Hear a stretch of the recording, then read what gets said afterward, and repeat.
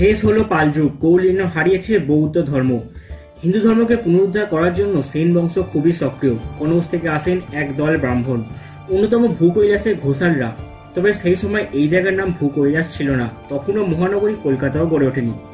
এই বংশের এক পুরুষ রাজা জয়নারায়ণ ঘোষাল প্রতিষ্ঠা করেন 2 শিব মন্দির, সাথে পরের বছরই প্রতিষ্ঠা হয় কুলদেবীর পতিত পাবনী দুর্গা মার মূর্তি। বিশাল এই জমির ওপর গড়ে ওঠে 8 চালা 2 শিব মন্দির। আজ আপনাদের নিয়ে যাবো ভারতবর্ষের উচ্চতম শিবলিঙ্গের দর্শন করাতে। ঘুরবেন আপনি, ঘোরাবো আমি, আর আমার সাথে ঘুরতে হলে চ্যানেলটি অবশ্যই সাবস্ক্রাইব করবেন।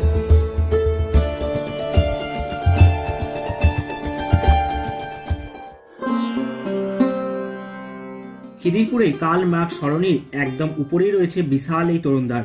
এই তরুণদ্বার পেরিয়ে নিচের রাস্তা ধরে মিনিট 5 হাঁটলেই এসে পড়বেন ভূকৈলাস নহবতখানার সামনে। বেশ পুরনো নহবতখানা, কারণ এই রাজবাড়ি বয়স প্রায় 300 বছরের কাছাকাছি।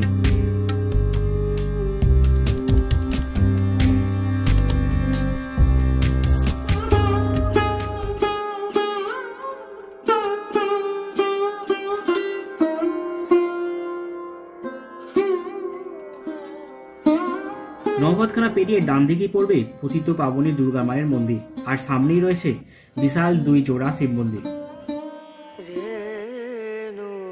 প্রথমে প্রবেশ করলাম ভূকৈলাস শিব মন্দিরের চত্বরে। দুই পাশে 2 শিব মন্দির, আর মাঝে বসে রয়েছেন নন্দীদেব। বাংলার 8 চালা রীতিতে নির্মিত এই 2 বিশাল শিব মন্দির। সাধারণত এত বিশাল আকৃতির 8 চালা শিব মন্দির হয় না, কিন্তু এই মন্দির সেই সময়কার ঐতিহ্য সাথে আভিজাত্যেরও প্রতীক। কলিকাতা, সুতানুটি আর গোবিন্দপুর, এই 3 গ্রাম নিয়েই কলকাতা। এই গোবিন্দপুরই থাকতেন ঘোষাল বংশের পূর্বপুরুষ কন্দর্প ঘোষাল। কলকাতা তখনও গড়ে ওঠেনি। তার পুত্র গোকুলচাঁদ ঘোষাল নুনের ব্যবসায় প্রচুর অর্থ উপার্জন করে ইংরেজদের সুনজরে আসেন। বাংলাদেশের চট্টগ্রামের দেওয়ান হিসেবে নিযুক্ত করেন ইংরেজরা। মাত্র 3 বছরে 1761 থেকে 1764 সালের মধ্যে তিনি সুনাম সাথে প্রভাব প্রতিপত্তি অর্জন করে নেন। বদল আনেন জমির কর দেওয়ার পদ্ধতি।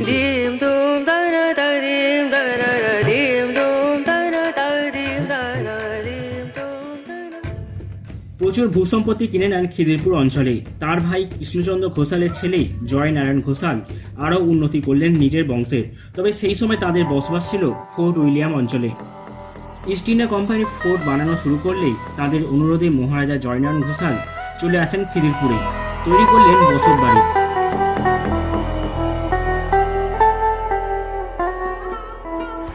শিব মন্দিরের সামনে যে এই পুকুরটা আছে, পুকুরের সাইডে সাইডে এরকম ছোট ছোট 6টা মন্দির আছে পার বরাবর, আর ওই পাশে আছে সোজা রাজা জয়নারায়ণ ঘোষালের মূর্তি। আর এই 6 মন্দিরে রয়েছেন শিব, দুর্গা, রাধাকৃষ্ণ, সরস্বতী, হনুমানজি, রাম, লক্ষ্মণ, সীতা ও গণেশ। আর পুকুরের অপর প্রান্তে রয়েছে মহারাজা জয়নারায়ণ ঘোষালের মূর্তি। শোনা যায় নবাব মোবারক দৌলতের সৌজন্যে পাটনা, মুর্শিদাবাদ, ছোটনাগপুর ও বর্ধমানে প্রাদেশিক পরিষদের দায়িত্ব পালনের জন্য মনোনীত হন। সাথে দিল্লির সম্রাট দ্বিতীয় আকবরের কাছ থেকে মহারাজা ও বাহাদুর উপাধি পান, সাথে পান রাজকীয় অনুদান। ওয়ারেন হেস্টিংসও তাঁর কাজে খুশি হয়ে দিল্লির দরবার থেকে 3000ই মানসবদারি পাইয়ে দেন। মহারাজা জয়নারায়ণ ঘোষাল তার 108 বিঘা জমির মধ্যে শিবগঙ্গা নামে এই বিশাল পুকুর খনন করেন 1781 সালে। প্রতিষ্ঠা করেন 2টি শিব মন্দির। শিবলিঙ্গের নাম রাখেন তার মা ও বাবার নাম অনুসারে, রক্তকমলেশ্বর ও কৃষ্ণচন্দ্রেশ্বর। সারা ভারতের মধ্যে একটির মাত্র কষ্টি পাথরে নির্মিত উচ্চতম শিবলিঙ্গ রয়েছে আমাদের কলকাতা শহরে।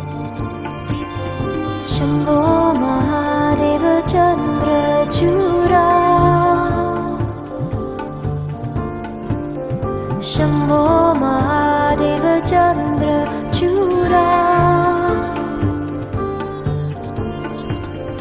শঙ্করা সম্বাসরা শিব, শঙ্করা সম্বাসরা শিব। ভূকৈলাস রাজবাড়ি নামের সাথে কিন্তু যোগ আছে সাধক রামপ্রসাদের। তিনি একবার এই মন্দিরে এসেছিলেন, এসে শিব মন্দিরে শিবলিঙ্গের দর্শন করেন। দর্শন করার পর উনি বলেছিলেন যে স্বর্গ থেকে, মানে কৈলাস থেকে শিব মর্তে নেমে এসছে, সেই থেকে এই জায়গার নাম হয়েছে ভূকৈলাস। শম্ভো মহাদেব চন্দ্রচূড়া। শিব মন্দির ঘুরে চলে এলাম দুর্গা মন্দিরে। 1781 সালে শিব মন্দির প্রতিষ্ঠা হওয়ার পরের বছরই 1782 সালে দুর্গা মার মন্দির প্রতিষ্ঠা হয়। মন্দিরের ঠাকুরদালান অনেকটাই বড়। দুর্গা মন্দিরের সাথে রয়েছে আরও 4টি মন্দির। সামনে রয়েছেন পঞ্চনন্দ, এরপরে মা কালীগঙ্গা, ওদিকে মহাকাল, আর শেষে বাবা ভোলানাথের শিবলিঙ্গ, আর মাঝে রয়েছেন পতিত পাবনী মা দুর্গা। খেয়াল করে দেখবেন বাবা পঞ্চনন্দ, মা কালীগঙ্গা ও মহাকাল সবার মুখ অনেকটাই ভগবান কৃষ্ণের মতো।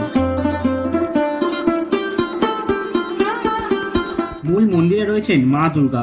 জানা যায় এক সময় গঙ্গার জল এসে মূর্তির পা ধুইয়ে দিয়ে যেত, সেই থেকে নাম হয়েছে পতিত পাবনী মা দুর্গা। আর এই মা দুর্গার মূর্তি বিভিন্ন পুজোর সময় বিভিন্ন রূপে পুজো করা হয়।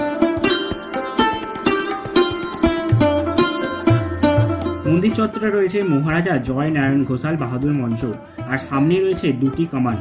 হেস্টিংস যে মানসবদারি পাইয়ে দিয়েছিলেন তারই স্মৃতিতে রয়েছে এই 2টি কামান। মূল মন্দিরের উল্টো দিকে রয়েছে ছাদবিহীন ভগ্নপ্রায় নাচঘর, আর এই নাচঘর তৈরি হওয়ার আগে দুর্গা মন্দির থেকে সরাসরি শিব মন্দির দেখা যেত।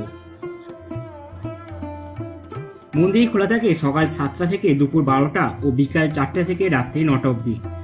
খিদিরপুর স্টেশন চত্বর থেকে বেরোলেই কার্ল মার্কস সরণির পাশেই রয়েছে কলকাতার কৈলাস, ভূ কৈলাস।